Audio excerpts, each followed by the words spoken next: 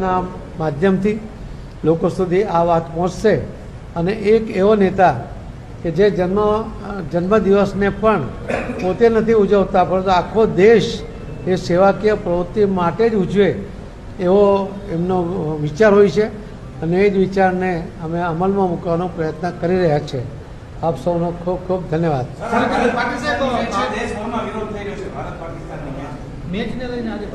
નમોત્સવની વાત છે. સાહેબ પૂર્વ સીએમ વિજય રૂપાણીને અંતિમ યાત્રાનો ખર્ચ પરિવારે નમોત્સવની વાત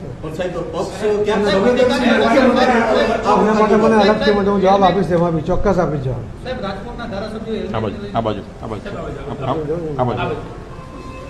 સાહેબ પૂર્વ સીએમ વિજય રૂપાણીને અંતિમ યાત્રાનો ખર્ચ પરિવારે નમોત્સવની વાત એના માટે મને અલગથી હું જવાબ આપીશ. એમાં બી ચોક્કસ આપીશ જવાબ.